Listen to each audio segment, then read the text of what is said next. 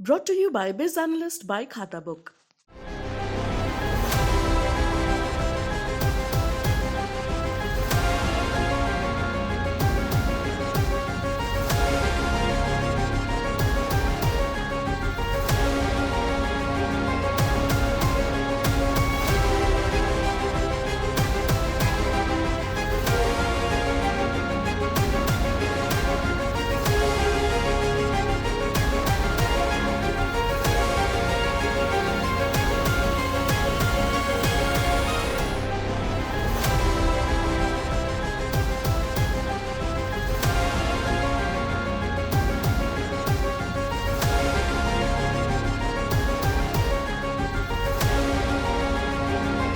शिक्षा और स्वास्थ्य के क्षेत्र में एक बहुत बड़ी शुरुआत कर रहे हैं।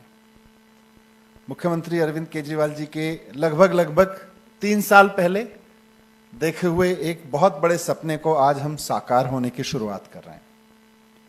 दिल्ली में जब आम आदमी पार्टी की सरकार बनी तो उस वक्त मुझे शिक्षा विभाग देखने का आदेश हुआ और सत्येंद्र जैन जी को स्वास्थ्य विभाग, और मुख्यमंत्री जी का निर्देश यही था कि मुझे ऐसी राजनीति करनी है जिससे आम आदमी को अच्छी शिक्षा और अच्छा स्वास्थ्य सरकारी सिस्टम से मिल सके और सरकारी सिस्टम पे उसका भरोसा कायम हो सके।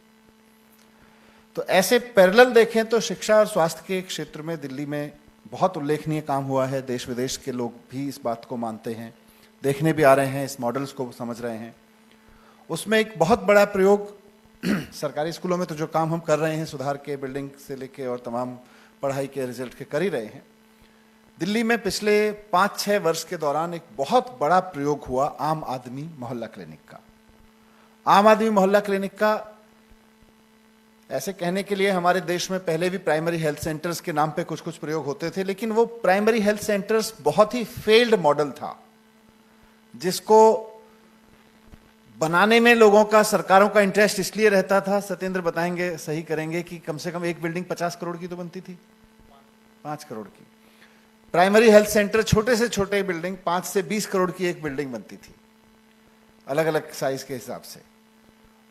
तो बनाने वालों का इंटरेस्ट तो इसलिए ज्यादा रहता था कि भाई 5 करोड़ 10 करोड़ का एक प्रोजेक्ट मिल जाएगा, तो फिर उसके हिसाब से बहुत और प्रोजेक्ट मिल जाते हैं, साइड के पैरेलल रिश्वत वाले प्रोजेक्ट भी मिल जाते हैं। ज्यादातर बनाने वालों का इंटरेस्ट इसलिए रहता था। और जब इंटेंशन ये है तो फिर वो चलना नहीं है, ये तय मान लो। जिसकी इंटेंशन में ये है, देश में जितने भी प्राइमरी हेल्थ सेंटर्स बने, उसमें बनाने वालों का, तय करने वालों का कहीं ना कहीं मोटिव ये रहा कि यार एक 5-7 करोड़ का, 10 करोड़ का एक प्रोजेक्ट मिल जाएगा तो देखेंगे, ठेकेदार के साथ सेटिंग करके ऊपर से नीचे तक कुछ लोगों की कमाई हो जाएगी। और जब इतनी बैड इंटेंशन से प्रोजेक्ट शुरू होगा तो उसका हश्र क्या होगा, ये आप देश के किसी भी प्राइमरी हेल्थ सेंटर में जाके देख लो। जब नियति खराब है तो नियति तो खराब होगी। इसलिए वो कभी चला नहीं, फेल्ड मॉडल है। सत्येंद्र जैन जी ने पीएचसी की स्टडी की, देश और दुनिया के प्राइमरी हेल्थ सेक्टर की स्टडी की, और फिर उसके बाद में दिल्ली में एक नया प्रयोग किया जो देश और दुनिया में कभी नहीं हुआ, मोहल्ला क्लिनिक का।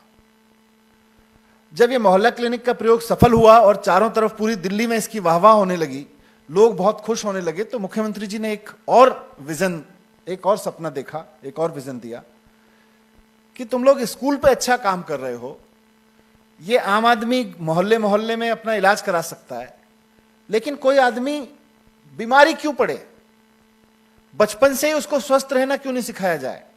वो कहते हैं ना, prevention is better than cure.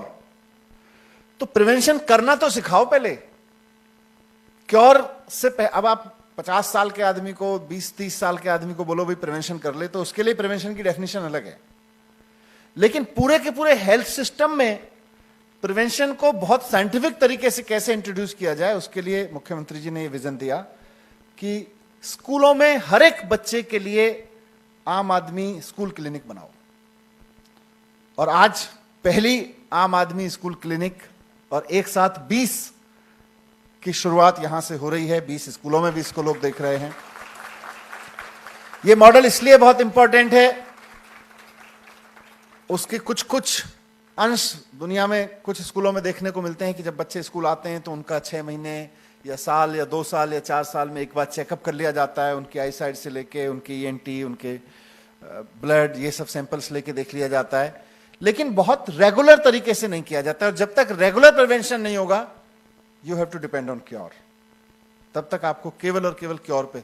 तो रेगुलर प्रिवेंशन का तरीका ये निकाला कि हर स्कूल में एक आम आदमी स्कूल क्लिनिक बनाइए और हर बच्चे को 6 महीने में कम से कम एक बार 6 महीने में रूटीन टेस्ट से गुजारिए। आज बहुत खुशी है कि दिल्ली में शुरुआत हो गई है, अभी दुनिया में कहीं नहीं है। 6 महीने में हर बच्चे का एक बार टेस्ट करना, उसकी आईसाइट से लेके उसके ब्लड से लेके, दुनिया में कहीं नहीं है। मैंने भी दुनिया भर के स्कूल देखे हैं, मेरी टीम एजुकेशन के लोग भी ब्रिटेन के, फिनलैंड के, सिंगापुर के, अमेरिका के स्कूल्स देख देख के आए हुए हैं, कहीं नहीं है इस तरह का। लेकिन आज इस आम आदमी स्कूल क्लिनिक की एक और सबसे खास बात जो है वो यह है कि यहां केवल टेस्टिंग का नहीं है, यहां एक डॉक्टर भी उपलब्ध है और एक साइकोलॉजिस्ट भी उपलब्ध है। साइकोलॉजिस्ट उपलब्ध कराना एक बहुत बड़ा स्टेप है, क्योंकि हम अपने स्कूलों में हैप्पीनेस की पाठ्यक्रम चला रहे हैं, और साइकोलॉजिस्ट उपलब्ध कराना उसी का एडिशन है। साइकोलॉजिस्ट उपलब्ध कराना मतलब बच्चे के अंदर के मनोविज्ञान को समझ के, एक एक बच्चे को हो सकता है कोई बच्चा बोलने में प्रॉब्लम महसूस करता हो, कोई बच्चा समझने में प्रॉब्लम महसूस करता हो, कोई बच्चा आपस में क्लास में पीयर्स के साथ में कोई प्रॉब्लम महसूस करता हो, घर में कोई प्रॉब्लम हो। ये सारी चीजें समझ के साइकोलॉजिस्ट और टीचर्स मिलके इसको अभियान को आगे चलाएंगे। हम चाहते हैं कि हमारा हर बच्चा खुश रहना जाने, खुश रहे। अगर हम अपने बच्चे की जिंदगी में खुशी डाल देंगे, उसको, उसके मनोविज्ञान को मजबूत कर देंगे, तो हम एक मजबूत राष्ट्र बना रहे होंगे। तो मुझे बहुत अच्छा लग रहा है देख के कि देश में पहली बार हमारे मतलब सरकार साथ में आई, सोसाइटी के लोग साथ में आए, हॉस्पिटल, अपोलो हॉस्पिटल भी इसमें सहयोग कर रहे हैं। सब लोग मिलके साथ में आके अपनी नेक्स्ट जनरेशन को स्वस्थ और सुखी रखने की कोशिश कर रहे हैं। सत्येंद्र जैन जी ने जोड़ा, जो हम सब लोग लगातार कहते हैं कि क्या बोलते हैं, स्वस्थ शरीर में ही स्वस्थ मन निवास करता है। ये डॉक्टर के पॉइंट ऑफ व्यू से ठीक है, एक एजुकेशनिस्ट के पॉइंट ऑफ व्यू से, और साइकोलॉजिस्ट यहां खड़ी हैं इस स्कूल की, उनके पॉइंट ऑफ व्यू से मैं कहना चाहूंगा कि स्वस्थ मन ही स्वस्थ शरीर चला सकता है। अगर आपका मन स्वस्थ नहीं है तो आपका बीमार होना तय है। तो इस पूरे प्रिंसिपल को हम बदल रहे हैं। ये जो बहुत निर्धारित धारणा है ना कि अच्छा खाओ, स्वस्थ शरीर रखो तो आपका मन स्वस्थ रहेगा, हम इसको स्कूल लेवल से बदल रहे हैं कि अगर आपका मन स्वस्थ रहा तो आपका शरीर स्वस्थ रहना तय है, और अगर आपका मन बीमार है तो आपके शरीर में बीमारी आना तय है। किसी डॉक्टर के यहां चले जाओ, किसी लैब में चले जाओ, कुछ भी खा लो, लेकिन अगर आपका मन बीमार है तो आपका बीमार रहना तय है। तो स्वस्थ मन ही स्वस्थ शरीर खड़ा कर सकता है। ये एडिशन हम इस आम आदमी स्कूल क्लिनिक में कर रहे हैं। एक हर स्कूल में हर बच्चे के साथ कम से कम 6 महीने में एक बार एक साइकोलॉजिक इंटरेक्शन करा के, इसमें मैंने करेक्शन भी कराया है, हमने वीडियो में भी देखा, या हमें प्रैक्टिस में भी सुन रहा था। पर सभी लोगों के लिए और टीचर्स के लिए, और जितने टीचर्स हमको देख रहे हैं यहाँ अपने ऑनलाइन के माध्यम से भी, उनको भी मैं कहना चाहता हूँ, हेल्थ के सिस्टम वालों को भी, कि ऐसा ना करें कि ये जो बहुत बड़ा वैल्यू एडिशन किया है आप लोगों ने साइकोलॉजिस्ट बिठाने का स्कूल क्लिनिक में, ये कहीं ऐसा लग जाए कि कुछ बच्चे हैं जिनको साइकोलॉजिकल ट्रीटमेंट की जरूरत है। ऐसा नहीं है। वैसे भी आप समाज में कहीं भी खड़े होकर देख लीजिए, शायद ही कोई आदमी ऐसा मिलेगा जिसको किसी ना किसी रूप में छोटी या बड़ी साइकोलॉजिकल ट्रीटमेंट की जरूरत नहीं है। शायद ही कोई मिलेगा, और बचपन में तो बहुत जरूरी है। अगर कोई आदमी आपके सामने खड़ा होकर अपनी जेब से बार बार पेन निकाल रहा है, डाल रहा है, पेन निकाल रहा है, डाल रहा है, पेन निकाल रहा है, डाल रहा है, बात वो पुल बनाने की कर रहा है, बात वो कोई बिजनेस डील कर रहा है, लेकिन अगर बार बार वो पेन निकाल के यूं कर रहा है तो इसका मतलब उसको किसी न किसी तरह के साइकोलॉजिकल ट्रीटमेंट की जरूरत है। अगर कोई आदमी आपके सामने बैठ के बार बार पैर हिलाया जा रहा है, बार बार पैर हिलाया जा रहा है, तो इसका मतलब उसको किसी साइकोलॉजिस्ट के साथ में एक बार कंसल्टेंसी की जरूरत है। तो ऐसा नहीं है कि किसी के पेट में दर्द होगा या कोई पागलों जैसी बहकी बहकी बातें करने लगेगा, कोई सर पकड़ के बैठा रहेगा दिन भर, फिर आप उसको कहोगे कि आप एक साइकोलॉजिस्ट से मिल लो। नहीं, योजना इस तरह की बनाइए कि दिल्ली का हर एक बच्चा 6 महीने के बाद, हर 6 महीने में एक बार एक साइकोलॉजिस्ट के सामने जरूर जाके बैठेगा। Let not the ANM decide, ANM और टीचर्स डिसाइड ना करें, साइकोलॉजिस्ट डिसाइड करे कि इस बच्चे को आगे थेरेपीज की जरूरत है और ही और she is fit for continuing like this.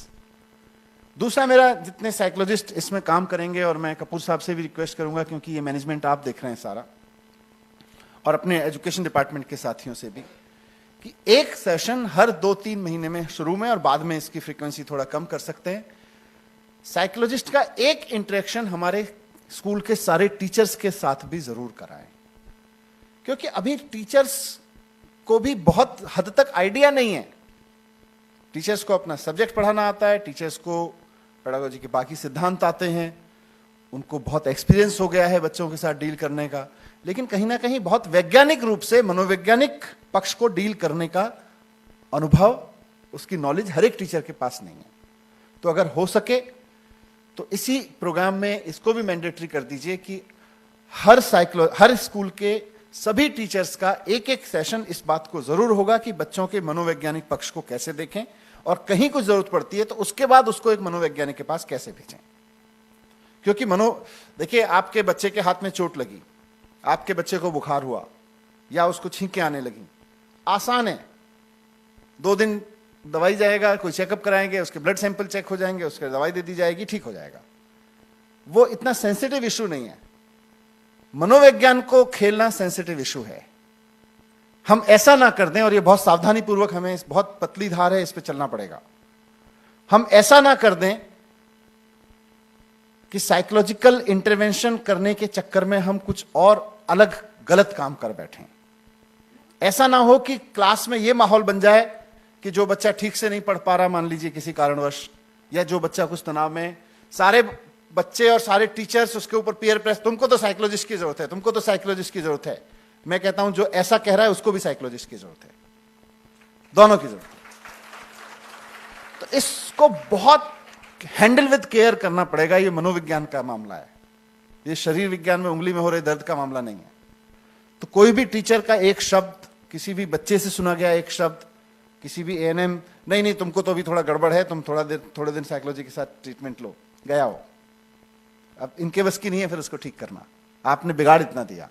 तो बहुत सावधानी से इसको करें, क्योंकि ये दुनिया में, देश में नहीं, दुनिया में कहीं भी ऐसी व्यवस्था नहीं है कि कोई स्कूल सिस्टम, कोई शिक्षा व्यवस्था अपने बच्चों को हर 6 महीने के बाद में इस तरह की प्रोसीजर्स से, इस तरह की मेडिकल फैसिलिटीज देके गुजार रही हो। तो बहुत बड़ा कदम उठाया है, लेकिन इसको सफलता लेनी है तो बहुत सावधानी पूर्वक उठाना पड़ेगा। बट मैं इसके लिए विशेष रूप से सबका तो आभार है ही है, सत्येंद्र जैन जी से लेके शिक्षा विभाग, स्वास्थ्य विभाग के सब लोगों का, हमारे स्कूल के लोगों का, हंस फाउंडेशन, अपोलो और हमारे BSES के लोगों का। लेकिन 2 व्यक्ति इसके लिए मैं विशेष रूप से यहाँ उल्लेख करना चाहता हूँ, शैली, डॉक्टर शैली और शालीन। इन दोनों ने कोविड की तमाम टेंशन्स के बीच भी इस प्रोजेक्ट को बैक बेंच पे नहीं जाने दिया। जब जब स्पेस मिला बातचीत करने का, हमेशा शालीन और शैली का मैसेज मेरे पास में आता रहा, सर ये CM साहब का जो वो वाला काम था उसको अब आगे बढ़ाएं। मैं ही कहता था यार अभी स्कूलों में राशन बट रहा है, थोड़ा बाद में बात कर लेंगे, अभी वैक्सीनेशन का काम चल रहा है, थोड़ा सा और रुक जाओ। लेकिन ये लोग लगातार पीछे पड़े रहे। सो आप दोनों को विशेष बधाई इसके लिए कि आज आप लोगों के परसुएंस की वजह से ये लागू हो पाया।